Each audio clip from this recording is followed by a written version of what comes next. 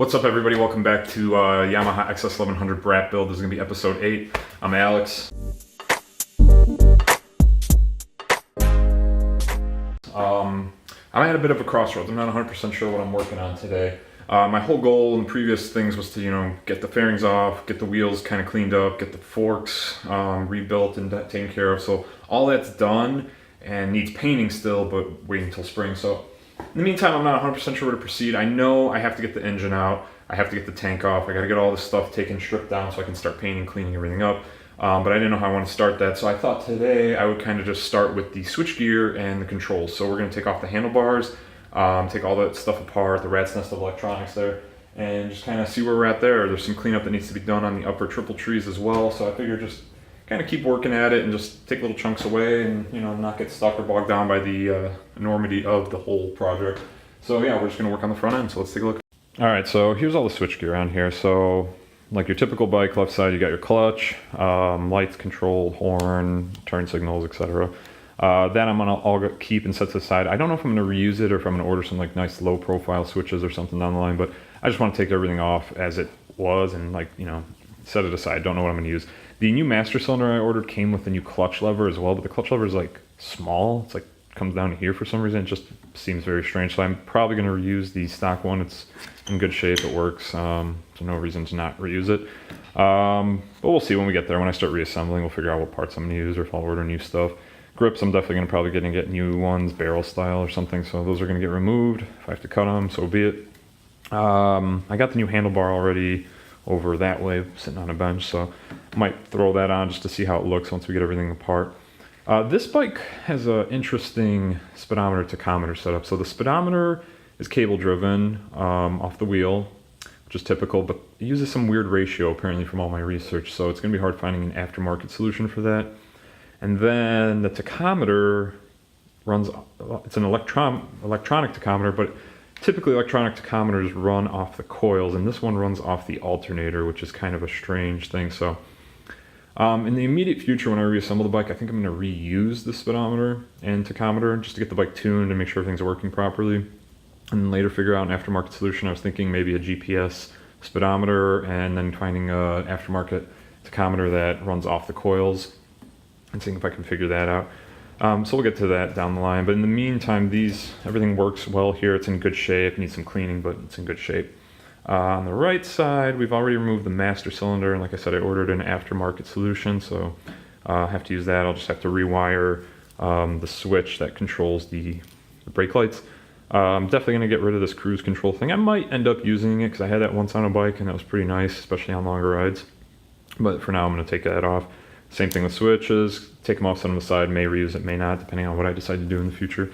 So yeah, that's going to be removing all those pieces, and then just these 4 Allen bolts should loosen up the handlebar so I can get it off. I need to remove the speedometer and then probably the ignition. And then I do want to take the entire upper triple tree portion off apart as well. I want to clean all this up and get it ready for paint as well. So that's going to come off. Let me show you over here. So you can see this portion is very, very rusted, which is one of the reasons I want to clean it up. And then obviously we got this rat's nest we got to take apart. You can see how many wires were going to the front here, and I think a lot of that had to do with that there was fairings on this bike originally. The fairings did use this connector to connect for the lights and turn signals and everything, so this was some sort of aftermarket connector, so I got to remove that. Looks like it was just kind of spliced into the existing stuff. I will retain some of these switches which connect to the tachometer and speedometer, so figure that all out. I already snipped all the zip ties that were holding everything together to kind of look at it. So yeah, that's where we're at. Just going to take that apart. Yeah, so let's do that. Let's get into time lapse and do that.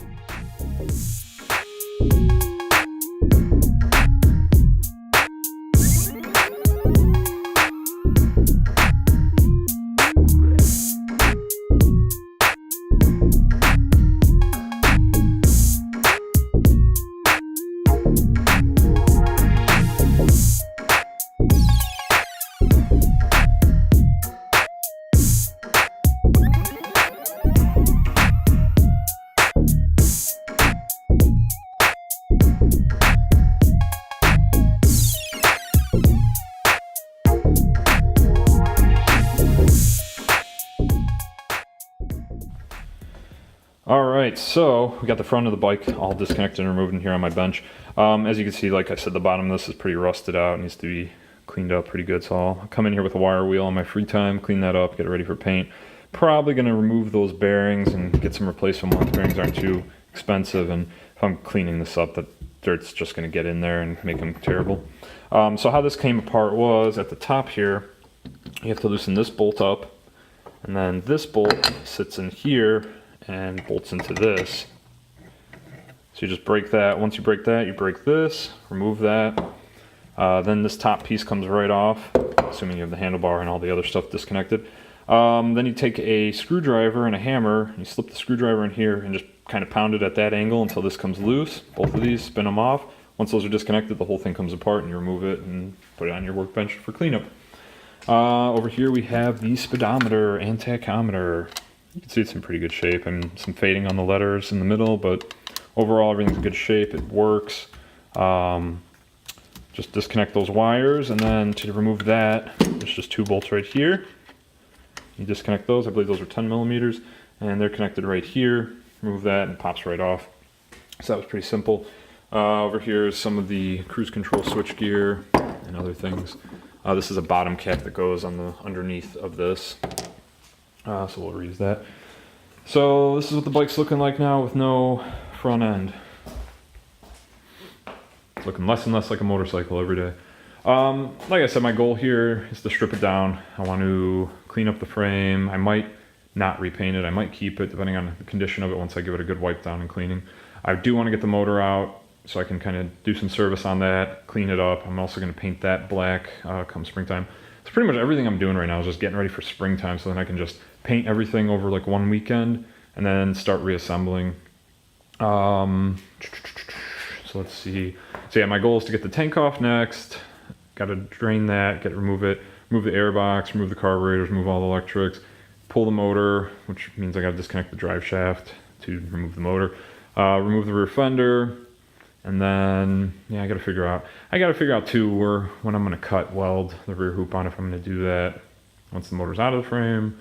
Probably, we'll see, we'll figure that out. But yeah, that's where we're at right now. So probably next time I come in here is going to be removing the tank, removing the fender, cleaning out, getting rid of the air box, maybe disconnecting drive shaft. I don't know, I'm going to figure out what I want to do next, but definitely going to remove the tank.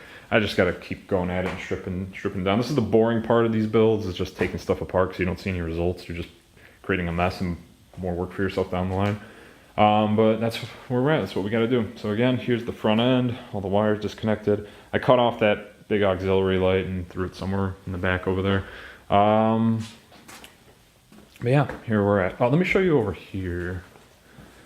This is kind of becoming my like part staging area. So the camera doesn't want to focus on the part of the garage for some reason.